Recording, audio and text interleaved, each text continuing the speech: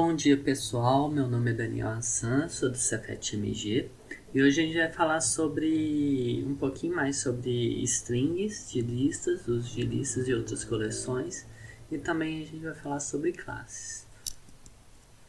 Então esse é o nosso roteiro. Inicialmente a gente vai falar um pouquinho sobre strings, como formato, algumas funções úteis de listas e também de conjunto. Depois a gente vai falar sobre conjuntos. Então, inicialmente, algumas funções úteis para listas são essas aqui. Por exemplo, uma lista aqui que a gente já aprendeu na aula passada, né? E aí, se você quiser ordenar, você usa o sort. Então, bem facilmente você consegue ordenar. Vou colocar aqui no exemplo.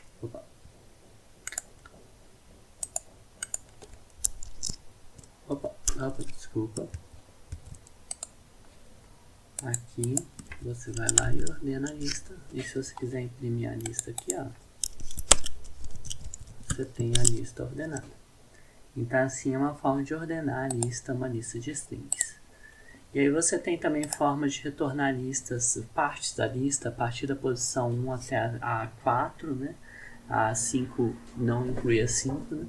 Aqui quando você põe 2 pontos é a partir do início. Quando você põe 2 pontos e não coloca nada, é até o final.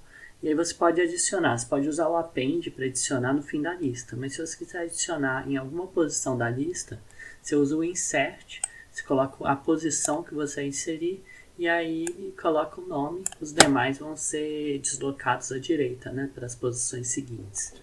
E sorte, os tipos devem ser compatíveis para ordenação, né? Você não pode ter inteiro e string, que aí você ou alguma coisa assim, que você não pode fazer menor ou maior entre eles. E aqui tem uma documentaçãozinha completa. Se você entrar no site, né, que é esse endereço aqui, você pode clicar aqui na documentação completa de listas, mas é a documentação do Docs Python, né? É bem simples vocês acharem lá e se divertirem. Aqui também tem algumas operações úteis para string. Uma forma de concatenar elementos com string é essa daqui, usando format. E aí você pode colocar os elementos aqui. Aí você tem um y aqui, que é assim, uma outra string e tal. Então, aqui você pode ter um vetor de termos. Olha só, isso daqui é bem simples e bem útil para processamento de texto, né? Que aqui você vai fazer um split, que é justamente uma separação desses termos. Meu Ctrl+C tá meio chato. Então, por exemplo, aqui, se você fizer um split, deixa eu exibir o resultado, aí você vai ter exatamente esse resultado, um vetor que tem um split separando por espaços, né? Então você pode ter várias coisas, né? Se você quiser, como se fosse valores separados por vírgula. E aí você vai lá e fala que a separação é por vírgula. Você tem os valores separados no array. Então isso é bem interessante. Uma lista, né? E aqui você também tem replace, que é para substituir algo, transformar tudo para maiúsculo. A string é considerada como se fosse uma lista. É como se fosse, não, é uma lista de caracteres, né? Então você pode passar posições ou você pegar elementos dela, substrings, né, de uma forma bem simples, usando as mesmas operações de listas que a gente está acostumado. Isso é uma coisa muito legal também, o join. Deixa eu mostrar aqui para vocês. O join é o seguinte. Vamos supor frutas.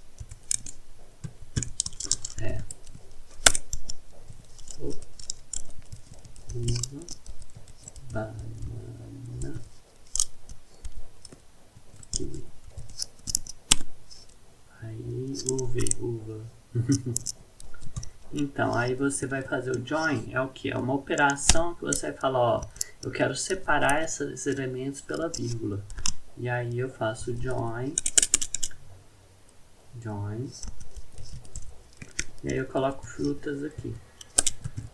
Aí ele vai fazer uma string com uvas, banana, kiwi. Se eu quiser fazer uma coisa mais com espaço, eu posso colocar qualquer coisa aqui que ele vai me colocando, entendeu? Então, Eu posso pôr um separador entre os elementos e ele me retorna uma string com esse separador entre os elementos. É bem legal também, eu acho que é bem interessante, é uma forma bem legal de separar elementos, fazer algumas formatações de listas, bem fácil. Aqui tem uma lista completa também, que é do mesmo DocPython, então vocês podem se divertir.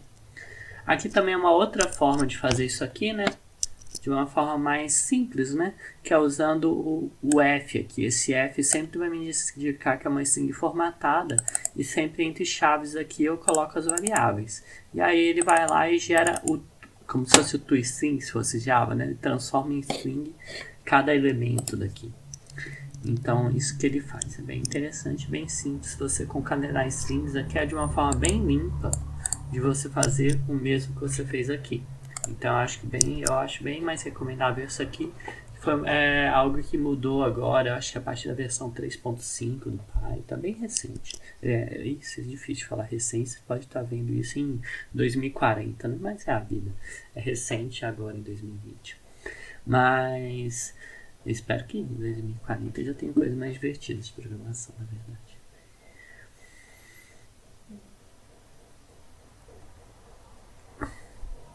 Então, agora a gente vai falar sobre conjuntos, outros tipos de coleções, né? Conjuntos, duplas e dicionários e alguns dos métodos úteis dele. Então aqui, por exemplo, tupla é algo muito similar à lista, mas a diferença dela é que os elementos dela são imutáveis.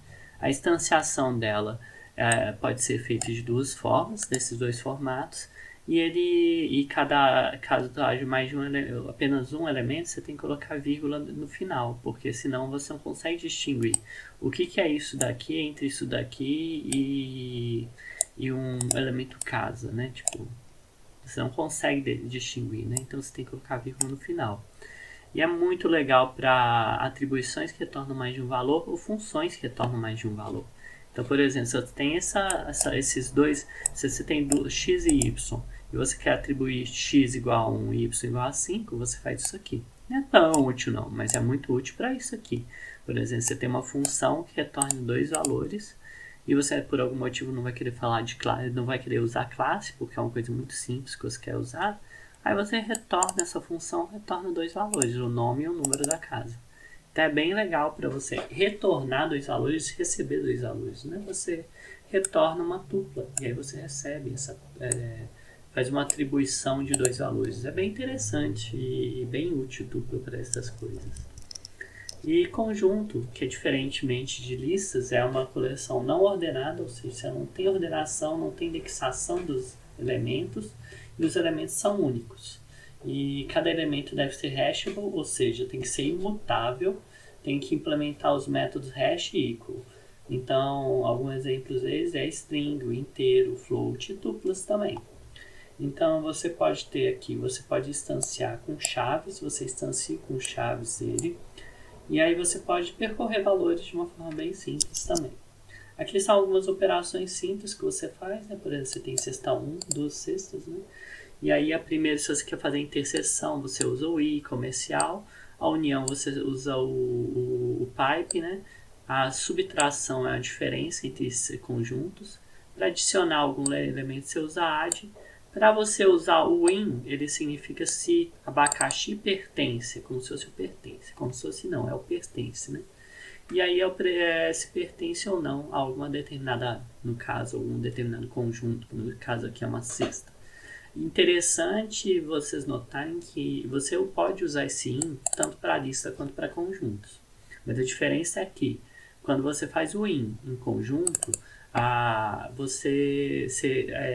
isso daí é um hash, então é muito mais rápido fazer um in em conjunto em termos de tempo de execução do que fazer um in em lista, porque na lista ele vai tentar procurar em todos os elementos se está esse abacaxi. Num conjunto já é feito usando hash, né? Então ele é feito com quem já entende um pouco de complexidade de algoritmos em odd 1. Então de certa forma ele consegue ir de forma mais rápida do que usando listas. E aqui você tem a função set, que é para converter qualquer elemento em um conjunto. Então, por exemplo, você pode converter lista em um conjunto, você tem que converter uma string em um conjunto, por exemplo, de uma lista, lembrando que string é uma lista de caracteres, né? Então você vai ter um resultado que é isso aqui, um conjunto de caracteres. E aí você tem também para você fazer instanciar um conjunto de vazio. Para instanciar um conjunto vazio, você não pode usar abre-chaves. Abre-chaves não é conjunto vazio, é sim dicionário vazio, que é outra estrutura de dados que a gente vai falar. Então, o que é o dicionário? O dicionário é um conjunto de chave e valor. Quem veio do Java vai lembrar muito do HashMap, que é muito parecido mesmo. Aqui você inicia um dicionário vazio, igual eu falei para vocês. Vocês podem colocar chaves, as chaves vão ser aqui, o valor vai ser aqui. Então, por exemplo, Alice igual a 3, 23 igual a 5, são conjuntos de mapeamentos de chaves e valores. E a chave pode ser, são qualquer elemento hashable, que é que implementam o hash e o equals, que a gente já falou antes, que é justamente para você conseguir ir na chave num tempo bem rápido. E valores pode ser qualquer tipo de dado. Então aqui pode ser a chave pode ser uma tupla, pode ser um inteiro, pode ser uma string, e o valor pode ser qualquer coisa, inclusive um conjunto, por exemplo, ou um outro dicionário também. Então aqui foi só uma brincadeirinha de fazer um índice remissivo. Aqui, na verdade, eu instanciei um elemento de forma diferente, eu já instanciei com valores, né? Então eu faço dessa forma aqui, onde o primeiro valor casa tem é um conjunto como se fosse assim um índice remissivo. Então a palavra casa está na primeira e terceira página de um livro, e vejo está na página 3, 5 e 6. E aqui, ó, você pode adicionar de uma forma bem simples a algum elemento nesse dicionário. Você pode ter dicionário de dicionários, por exemplo, aqui. Aqui você tem um dicionário que possui outro dicionário dentro dele. Então, aí para você acessar ele, é só pegar o elemento. Mesma coisa, do elemento aqui não é um dicionário aqui dentro. Então, aí você pode pegar do elemento o horário, né? Que aí você pega a decolagem, o horário de decolagem. Aqui o datetime é só um módulo para trabalhar com datas e horários de uma forma bem simples. Aqui tem algumas funções úteis e alguns erros também que podem acontecer no dicionário, que é interessante, são erros muito comuns, então eu gosto de falar para vocês. Um é o seguinte: um dicionário você não consegue acessar uma chave se essa chave não tiver, se ela não existir. Se você tentar acessar, vai dar erro. Então, por exemplo, aqui eu tenho um dicionário com Alice, Bob e Carol. Aí eu tento acessar o índice da Débora. Como a Débora não existe, vai me dar esse erro aqui, que error Débora, que é um erro de chave porque ela não existe.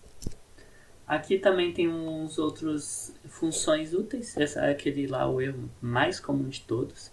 Então, aqui hoje a gente vai mostrar como você deveria fazer se você quer acessar uma chave que você não sabe se existe ou não. Então você fala win da mesma forma. Se Débora está em X, então eu vou falar a Débora possui o seguinte valor. Aqui é aquele de forma bonitinha de fazer entre chaves, ó. Entre chaves eu posso imprimir um dicionário bonitinho. Então aí eu só vou imprimir o valor que a Débora possui se ela existir. Se ela não existir, não imprimo nada. E aqui tem outras funções úteis também. O keys para retornar todas as chaves, os valores para retornar todos os valores, e o itens que retornam tuplas de valores, itens, valores de chaves valores. Isso é muito interessante justamente se você quer iterar sobre os valores. Então é justamente isso, é algo que às vezes a gente fica na dúvida, como que eu navego entre os elementos do nosso dicionário.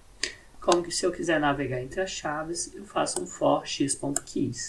Se eu quiser navegar nos valores, é x.valores. Se eu quero navegar nos itens, é x.itens. Então tem todos os sabores aí para vocês se divertirem. Lembrando que o dicionário não é ordenado. Então você não pode garantir que vai ser a ordem que você instanciou, vai ser a ordem de aparecer aqui.